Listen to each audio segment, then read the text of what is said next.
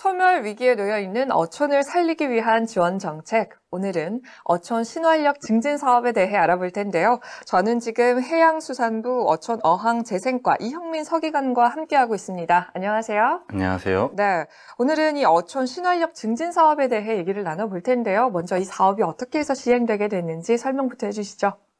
어촌은 지금 낮은 소득과 양질의 일자리 부족, 취약한 생활 서비스 등 열악한 생활 여건으로 심각한 소멸 위기에 처해 있습니다.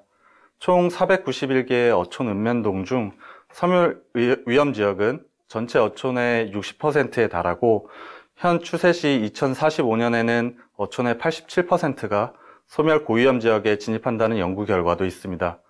또한 어촌은 도시, 농촌에 비해 주민들의 삶의 질 만족도가 낮으며 보건, 복지 등 생활 전반의 서비스 전달 체계도 취약한 상황이어서 이를 개선하고자 어촌 신활력 증진 사업을 추진하게 되었습니다.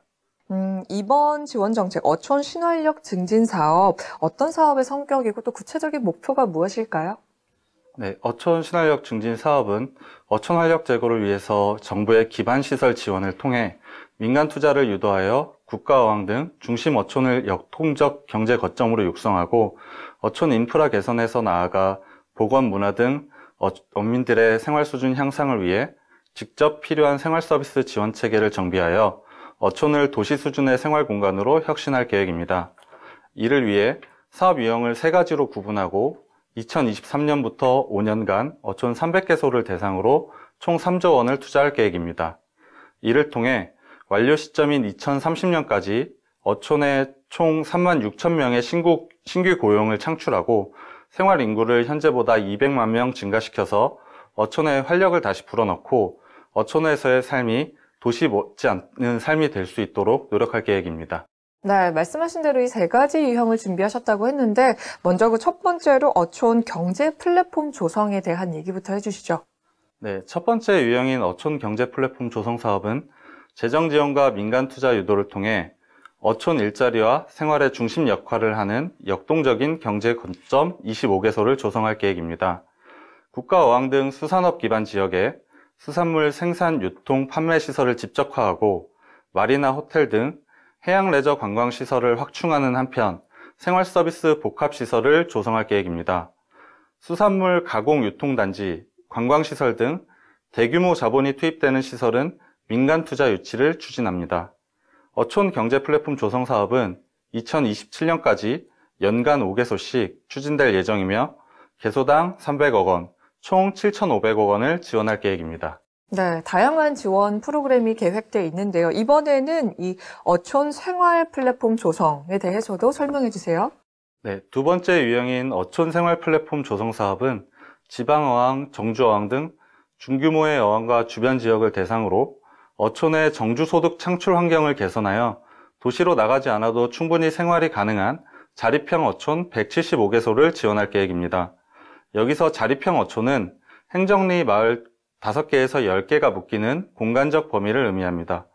우선 수산물 판매가 주 소득원인 어촌 마을에 비조리 간편 수산식품 등 부가가치 창출을 위한 수산물 제조 가공시설을 지원하고 신규 소득원을 발굴할 계획입니다. 아울러 빈집 리모델링과 10호에서 20호 정도의 작은 임대주택을 지원하고 기존 주민과의 융합 프로그램 운영 등 청년 유입과 귀촌한 청년의 정착을 지원할 계획입니다. 여기에는 민간 외부 전문가가 전체 사업기간 동안 상주하면서 지역에 적합한 경제활동과 생활서비스 지원체계 등 개선 프로그램을 주민과 함께 마련해 나갈 계획입니다. 네, 이렇게 이 생활 플랫폼도 조성이 되면 우리 어민들이 도시로 나가지 않아도 되는 그런 편리함을 갖게 될 텐데요. 어촌 인구가 더 증가하려면 사실 이 청년들을 위한 정책도 필요하거든요. 어떤 정책들을 준비하고 계신가요? 청년이 들어와서 살 수 있도록 임대주택을 제공하고 어촌에 정착하기 쉽도록 주민융화 프로그램을 운영할 계획입니다. 또한 어촌에서 다양한 창업 창직 기회를 지원해서 어촌에서 살면서 일할 수 있는 공간을 마련할 계획입니다. 자, 마지막으로 어촌 안전 인프라 개선에 대해서도 설명해 주시죠.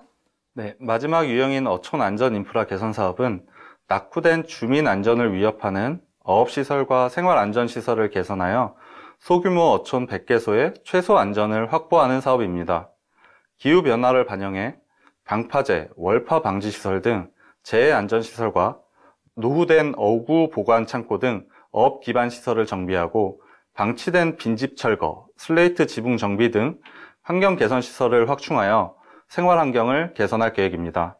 아울러 여객선 접안 시설 등 해상 교통 취약 지역의 접근 인프라를 확충하고 대합실, 매표소 등 여객선 이용을 위한 필수 편의시설 개선을 통해 주민과 국민들이 해상교통을 안전하고 편리하게 이용하실 수 있도록 할 계획입니다.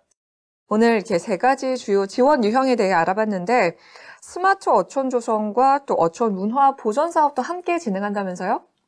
어촌은 고령화로 인해 일할 수 있는 사람이 적어지고 있는 실정이고 생활 편의 시설도 부족합니다.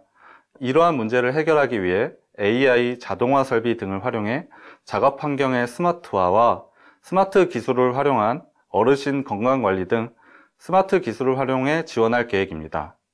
또한 어촌 신활력 증진 사업을 통해서 어촌 소멸로 상실되고 있는 어촌 문화유산을 발굴하여 보존할 계획입니다. 이번 지원 정책으로 전국의 어촌의 활기가 돌고 또 청년들이 들어가고 싶은 그런 어촌으로 거듭나길 바라면서 오늘 정책 인터뷰 여기서 마치겠습니다. 오늘 말씀 고맙습니다. 감사합니다.